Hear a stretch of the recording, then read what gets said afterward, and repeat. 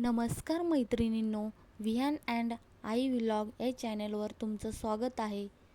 आज आपण बनवणार आहोत अगदी सोप्या पद्धतीने कांदा भजी.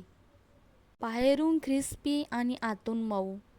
व्हिडिओ शेवटपर्यंत बघा, कारण मी एक खास टिप सांगणार आहे तुम्हाला. कुठेही व्हिडिओ स्किप करू नका. पावसाळा असो की संध्याकाळचा चहा, गरमागरम भजी खायला कोणाला नाही आवडत. पण तुमची भजी सॉफ्ट पडतात का?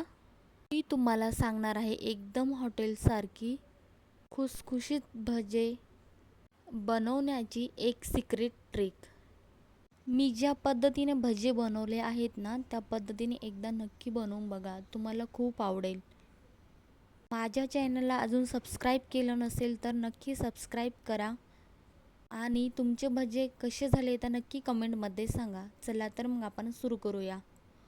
मी इथे बघू शकता 5 ते 6 हिरवी मिरची, जिरं आणि लसूण घेतला आहे.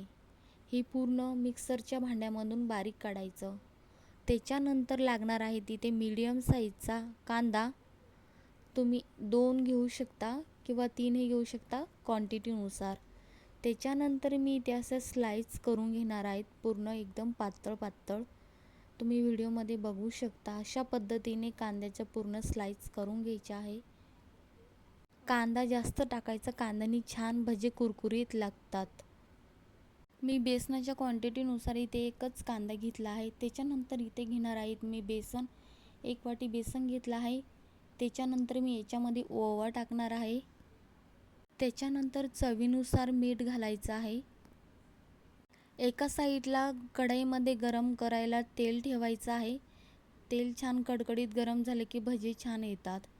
त्याच्यानंतर आपण याच्यामध्ये मिक्सरमध्ये वाटण काढलेलं हिरवी मिरची, लसूण आणि जिरं हे त्याच्यामध्ये टाकून घेणार.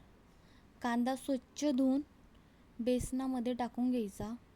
हे पूर्ण मिश्रण छान व्यवस्थित मिक्स करायचं. जास्त पातळ पण नाही आणि जास्त घट्ट पण नाही. जास्त घट्ट केले की भजी छान येत नाही.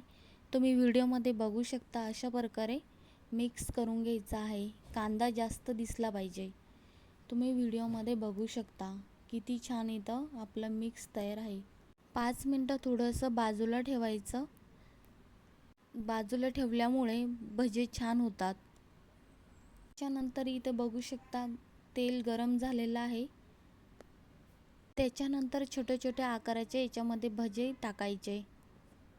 गॅस लो फ्लेमवरती पण नाही ठेवायचा आणि हाय पण नाही. मीडियम गॅसवरती भजे तळायचे. त्याच्यामुळे भजे जळणारही नाही, आतून चिकटही राहणार नाही. एकदम आणि साधी आणि सोपी आणि चविष्ट रेसिपी आहे ही. तुम्ही एकदा अशा प्रकारे नक्की बनवून बघा. तुमच्याकडे हवं असेल तर तुम्ही कोथिंबीर पण घालू शकता याच्यामध्ये. व तर तुम्ही कोथिंबीर पण घालू शकता मिश्रणमध्ये. मी इथे कोथिंबीर नाही टाकलेली कारण माझ्या मुलाला नाही आवडत.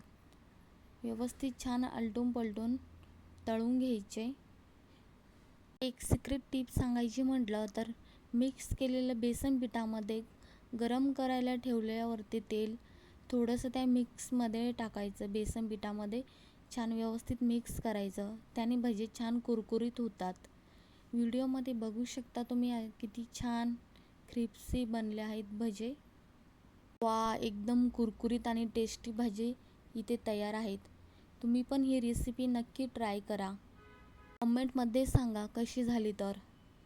व्हिडिओ आवडला असेल तर लाईक करा, कमेंट करा आणि चॅनलला सबस्क्राईब करा. चला तर भेटूया आता नेक्स्ट व्हिडिओमध्ये.